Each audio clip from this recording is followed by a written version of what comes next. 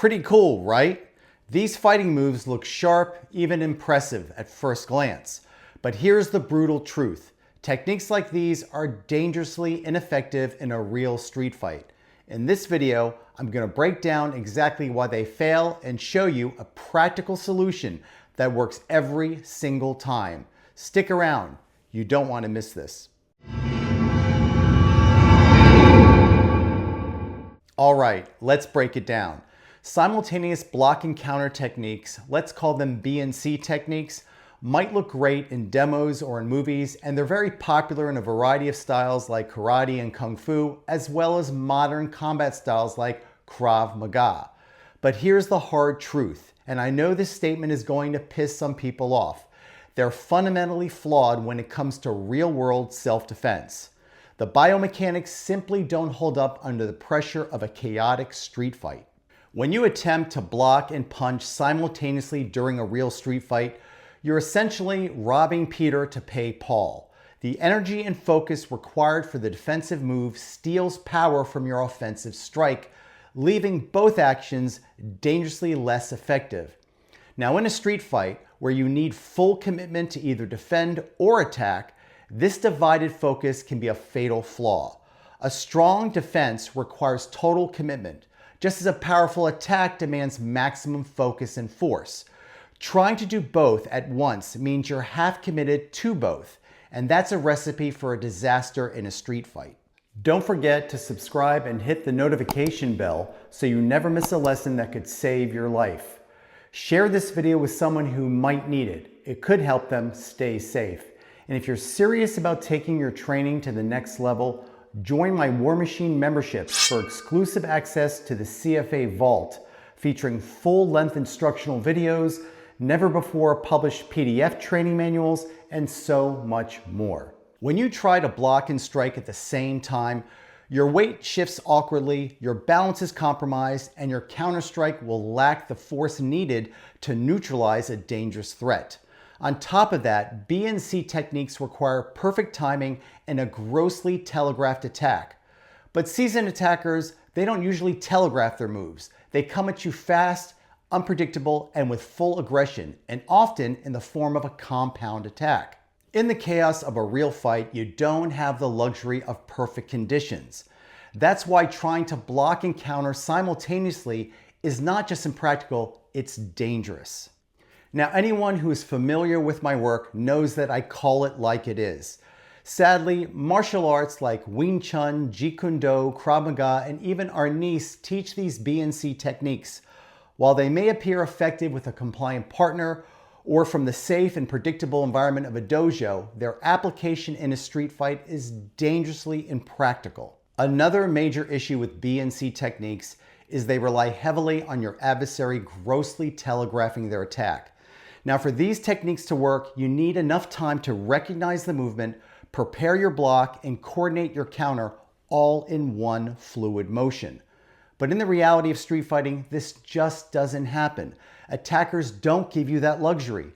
They strike with speed, aggression, and unpredictability, leaving no room for the setup that's required for these B&C techniques.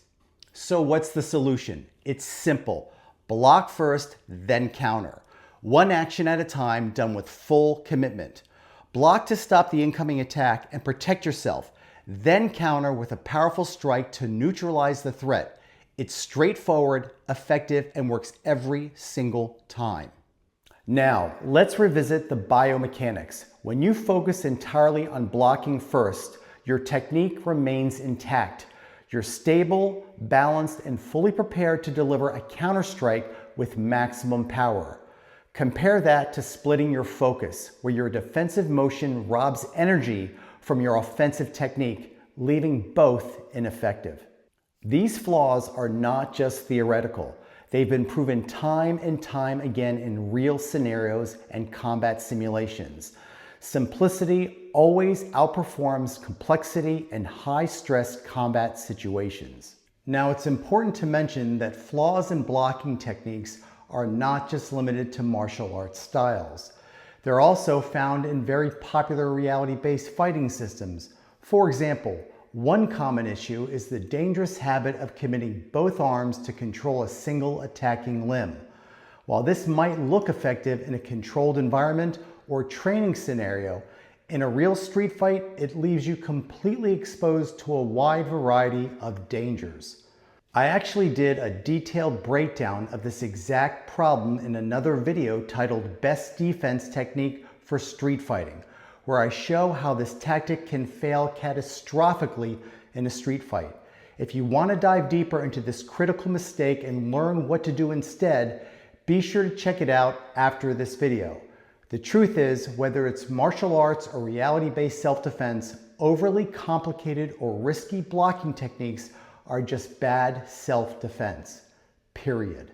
Now, while BNC techniques are flawed for real-world combat, there is scientific evidence supporting the value of dual task training for improving coordination and cognitive function. For example, a study published in Frontiers in Psychology found that combining motor and cognitive tasks, known as cognitive motor dual task training, enhances an individual's ability to manage multiple actions simultaneously. Another review in the International Journal of Environmental Research and Public Health highlighted how dual task training improves coordination, reaction time, and adaptability, which are essential skills for athletes and those learning new physical movements under pressure. This is why I include only one BNC drill for my beginner students, not because these techniques are practical for combat, but because they are excellent for developing key attributes and bifurcation skills. Now, by practicing these movements, students learn to divide their focus effectively and improve their ability to perform multiple actions in a controlled environment. It's important to note that this is a standalone drill performed without any actual opponent attacking. This ensures that students don't develop bad habits or unrealistic expectations that could hinder their effectiveness in real combat situations. Think of it like an agility ladder drill used in modern sports training, an exercise designed to improve footwork, coordination, and precision, but not something directly used during competition.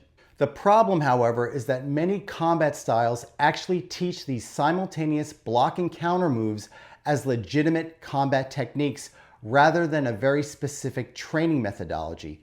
This creates a dangerous misconception, as students may come to believe that these techniques will work in the unpredictable and chaotic reality of a street fight. So if you want to survive a real street fight, stick to what works.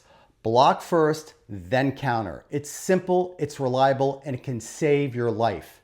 Thanks for watching, and I'll see you at the next video.